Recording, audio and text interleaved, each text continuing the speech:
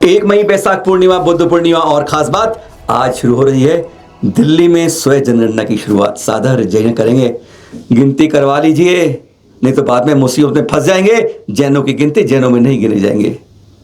पर चित्र इसके साथ शुरू कर रहे हैं और ये जो देख रहे हैं ना, अब ये हमारी एकता की गिनती की कमीकरण हो रहा है। वासुपूज्य स्वामी की मोक्षस्थली मंदारगिरी में दृश्य ये हो रहा है।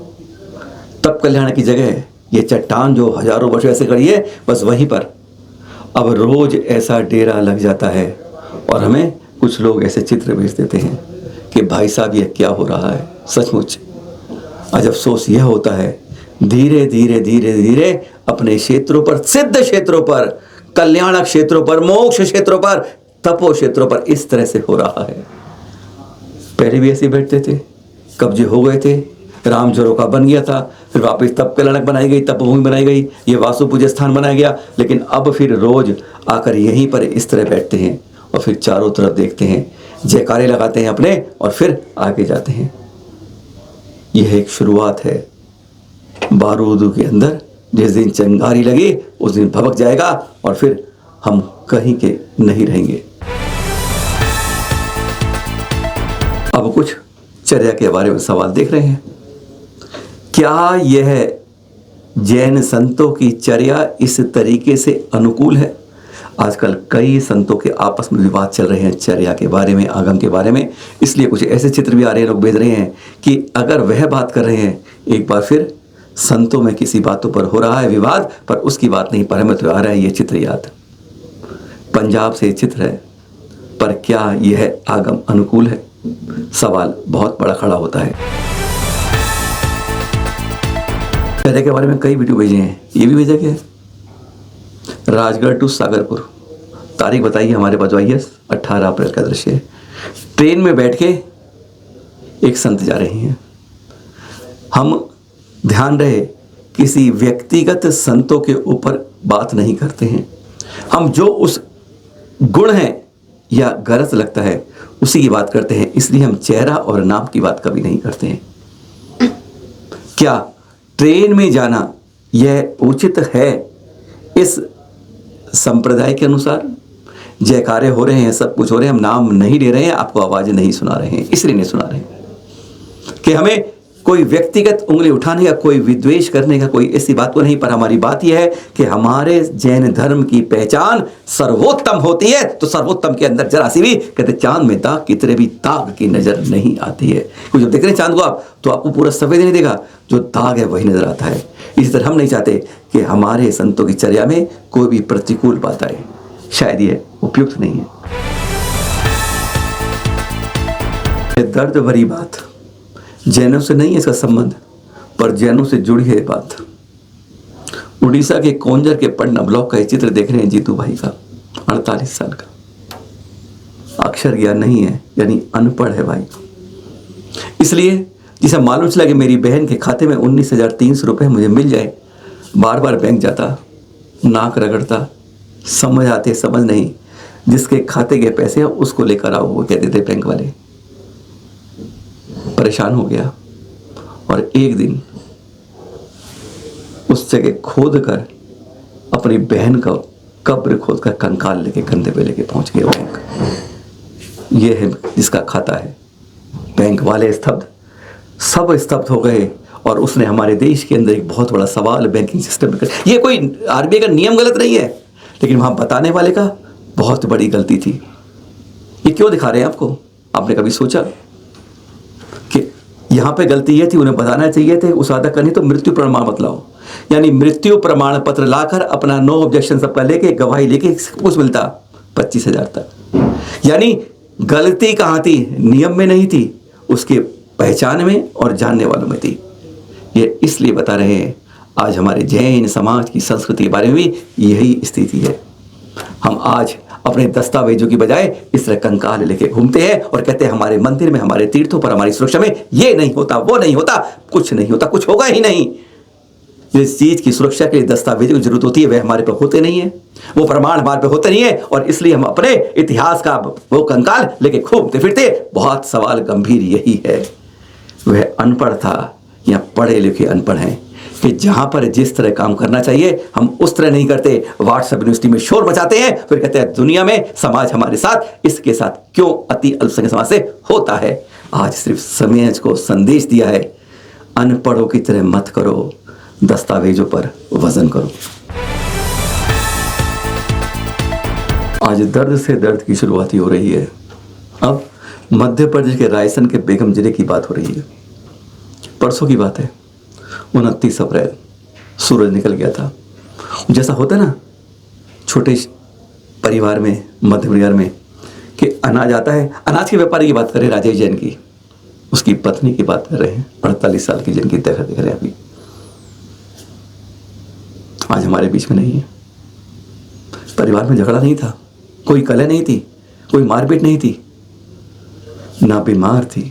हाँ, सुबह 6 बजे बात तो कर रहे हैं ना, जैसे होता है आप हमने कि गेहूँ आता है और गेहूँ को फिर धो के सुखा दिया जाता है, बस वही तो करने के लिए सुबह सुबह, कि धूप आएगी जल्दी निकाल लूँगी, हो जाए काम। अधिकांश जैन घरों में होता है, क्योंकि जब बाजार से गेहूँ खरीदते तो कीटनाशक उसमें होते हैं, नुकसान करता है, इसलिए हमेशा गेहूँ पर हम बात कौन सी कर रहे हैं। लेके गई, उसने धो के गेहूँ सुखाए थे, एक पॉलीथीन था, पॉलीथीन गीला हो गया था। अचानक तेज हवा चली, मालूम है दिल्ली में ओले पड़े थे कल, तेज हवा चली और उसके हाथ से पॉलीथीन गीला पानी से उड़ गया हवा में। उड़ते उड़ते जो ऊपर से जा रही थी हाई टेंशन तार, आज सबसे खतरनाक है जैनों के अंदर, नहीं हर समाज के लिए, किसी के खेत के अंदर, किसी घरों के ऊपर से हाई, बस वही हाई पॉलीथीन छूता है और एक बहुत तेज खाट आवाज होती है, बिजली उस तक पहुंच जाती है। हाई टेंशन तार की बिजली जब उस सड़क छत पर पहुंच जाती है उस 48 साल की सीमा जी के ऊपर, अगले सेकंड शरीर जल के खत्म हो जाता है। कोई कुछ नहीं समझ पाता है कि उसमें कितनी जान भी रही होगी। बेवक्त असमय कैसे मौत आ जाती है पता नहीं चलता, कोई लापरवाही नहीं होती है, गलती किसकी होती है, भुगतना किसको पड़ता है, और इस पर सरकार भी कुछ नहीं करती है। चली गई हमारे बीच से 1 सेकंड में। गेहूं सुखाने छत पे गई थी और उसकी लाश को 4 जने लेके नीचे आई थी। ऐसा हो जाता है, पूरा शहर गमगीन हो जाता है, दरवाजे दुकानें बंद हो जाती हैं, पर जो चला गया वापस लौट के नहीं आता है। असमय कसूर किसका है, एक सवाल बहुत बड़ा छोड़ जाता है। लापरवाही किसकी है, वो कहेंगे सुखाए कौन क्यों गई थी, अरे जहां पर हाई तर जाती है उन जगह को उस तरह करे करके जाए। ये सरकार, प्रशासन और उन बिजली विभाग, PSUs की जिम्मेदारी है जो उसको संभाल कर रखे। जीवन का सुरक्षित जीने का अधिकार सबको है। अब दिल्ली के पड़ोस में चलते हैं, आपके पास के मंदिर के बड़ा गांव तीर्थ क्षेत्र में त्रिलोक तीर्थ के पास जो प्राचीन बड़ा गांव मंदिर जहां अतिशय गरीब पार्थ है, वह के दर्शन करा रहे हैं हमको, कुछ खास करा रहे हैं, पर ध्यान रहे जाने से पहले पहनावा देख के जा रहे हैं। जी हाँ, यहाँ पे आपकी मिनी स्कर्ट नहीं चलेगी, यहाँ पे जीन्स शॉर्ट नहीं चलेगा, वो कहता है बरगुटा क्या होता है, नाम नहीं समझ, सुना है हमने बस, वह नहीं चलेगा, सर ढककर जाइएगा, नहीं तो प्रवेश, हाँ अब प्रवेश अनुमति नहीं होगी। बहुत अच्छी शुरुआत हो गई इस बड़े गांव के प्राचीन पारस प्रभु मंदिर में। सूचना लग गई है, शालीनता के साथ आइए, भारतीय परिवारों के जो रहन सहन है उसके अनुसार आइए। ये जो कटे फटे जीन जैसे छोटे मोटे कपड़े पहन के जाते हैं, जिसमें शरीर ढकता कम है दिखता ज़्यादा है, उनको मत पहन के जाइए। एक शुरुआत है, अच्छी शुरुआत है, पर हाँ इसमें ना उनके अधिकारी थे। और एक शिकागो USA से लड़की आई, पूरे देखकर हम हैरान थे कि सलवार सूट में आई थी, और उसने भी कहा गर्व से यह बहुत अच्छी शुरुआत चैनों के अंदर हुई है। सुनिए जरा पहले अधिकारी से और फिर उस बिटिया से। लोगों को प्रयास ये है कि जैसे मंदिर में जो श्रद्धालु लोग आते हैं, हम चाहते हैं कि वो भगवान के सामने मर्यादा में रहे। जैसे वस्त्र आजकल कपड़ों का जो चलन चल रहा है समाज में, उसको लेकर एक वो जागृति कि भाई आप भगवान के सामने आते तो मर्यादा में रहे। जैसे बहुत से बच्चे छोटे कपड़े पहन लेते हैं या हाफ पैंट पहन के आ जाते हैं, तो उससे नहीं ढकते। तो हमारा ये कि आप जो वस्त्र है प्रॉपर होने चाहिए और बस यही प्रयास कि समाज के सभी लोग जो माताएं बहनें आती हैं, चाहे पुरुष हो भाई हो, सब एक व्यवस्थित और मर्यादित वस्त्र पहनकर ही मंदिर में। मैं यही कहना चाहूँगी कि ये बिल्कुल सही निर्णय लिया है जो भी लिया गया है, और मैं सारे पुरुषों से और महिला वर्ग से यही निर्णय मतलब प्रार्थना करूँगी कि वो सब इसको अच्छे से फॉलो करें और मिनी स्कर्ट या जो भी मतलब अलाउ नहीं किया गया है उसको ना पहनें, और इसी से हमारी जैन संस्कृति और जो भारतीय संस्कृति है वो सुरक्षित रहेगी। मैं शिकागो यूएसए से आई हूँ, बट फिर भी मैंने यही सोचा कि जैसा मंदिर में लिखा गया है या जैसा पहनना चाहिए वैसा ही मतलब मैं पहन के आऊँ। आजकल पंच कल्याणक और दीक्षाएं कहते हैं जैसे इनका सीजन चल रहा है। पहले तो कहते थे कभी कभार पंच कल्याणक होते हैं, अब कभी कभार नहीं, अब तो एक दिन के अंदर 4 जगह पंच कल्याणक सुनाए जाते हैं और दीक्षाएं भी आजकल हो रही हैं।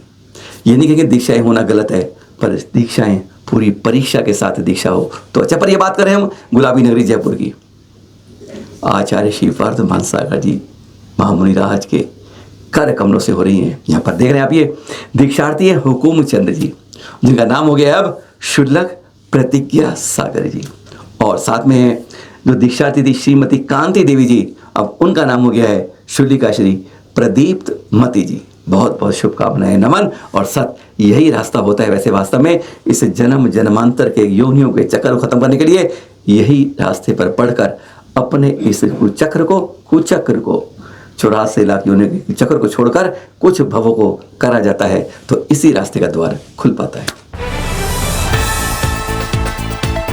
पंचकरण बहुत जगह हो रहे हैं, बहुत जगह हो रहे हैं, पर ये शिखर जी में एक नहीं दो हो रहे हैं। गुड़ायतन में हो रहा है, गुरुवर मुनि श्री प्रमाण साड़ी सानिध्य में, तेरापंथी में हो रहा है जिनके चित्र देख रहे हैं आप, आचार्य श्री विष्णुनंद वसुनंद जी महामुनि के सानिध्य में, जहाँ पर 6 दीक्षा भी हुई। और ये देख रहे हैं आप, ये समूह शरण के चित्र। कहते हैं 2.5 दिन पंचकरण का होता है श्रावकों का और 2.5 दिन होता है हमारे श्रमणों का। ये 2.5 दिन की शुरुआत होती है और उसमें ज्ञान कल्याणक में समूह शरण से सीधी बात होती है। घरधर के रूप में दिव्यध्वनि खिलती है। वह दृश्य देख रहे हैं तेरापंथी कोटि से शिखर जी से, जहां इस समय एक नहीं 2 पंचकरण की बात हो रही है। हाँ, सोनागिरी वाला चोर पकड़ा गया था, मालूम है ना? क्या गजब का चोर है। 12 साल की उम्र से चोरी करता खड़ा, 30 साल का हो गया, 1500 चोरियां कर चुका है। कमाल, हमारे ख्याल से कोई ऐसा सपने में देख नहीं पाएंगे। और कितना बेशर्म है, पुलिस ने पकड़ा कि क्या कर दोगे, कहता है यहाँ से छूटने के बाद फिर चोरी करूंगा। 1500 चोरियों में केवल 3 बार पकड़ा गया है आज तक। ऐसे भी चोर होते हैं और अकेला है, कोई साथ में गैंग नहीं, कोई गिरोह नहीं, शायद दुनिया में ऐसा एकमात्र चोर। पर ये बात करें, देख रहे हैं अब, ये शिरपुर में चोरी हो गई। अंतरिक्ष पार्श्वनाथ नहीं, वहां पर पारसबाग का श्वेतांबर मंदिर के अंदर हो गई।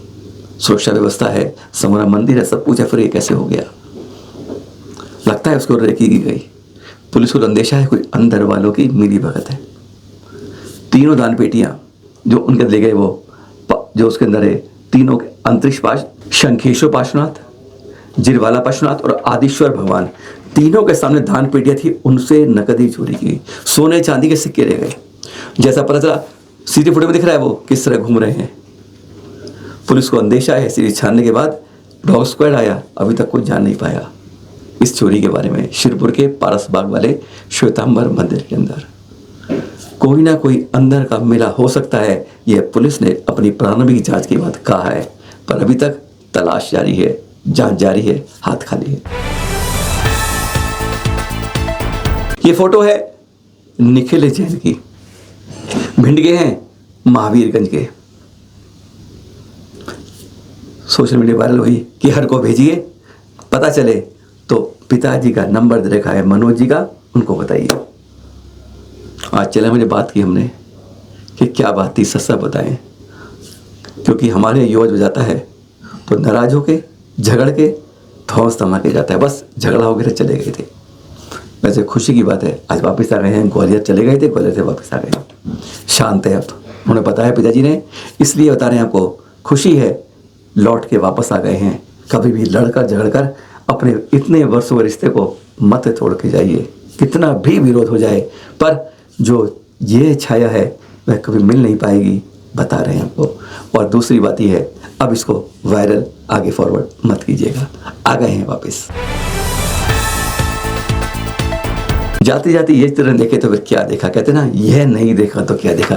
गुरुवर के आहारचर्या के दृश्य देखिएगा, आहार विहार निहार, इन तीनों को सुरक्षित कराइए। बस चल तीर्थ आपसे क्या चाहते हैं, बस यही चाहते हैं, साथ दीजिए आहार दान, ज्ञान दान, अभय दान, शास्त्र दान के लिए। बस यही देख रहे हुए आचार्य समय सागर जी के नागपुर के आचार्य के दृश्य, बस मन शांत हो जाता है। कहते हैं आत्मा को अपना भोजन मिल जाता है, भजन रूपी भोजन दर्शन के साथ हो जाता है। सादा जयंत फिर मिलेंगे आपके साथ। गिनती गिनवानी है, दिल्ली में शुरू हो गई है, यूपी में 7 को हो रही है, बताएंगे इसके बारे में। कहीं पे भी कानों पर जूं नहीं रेंग रही है।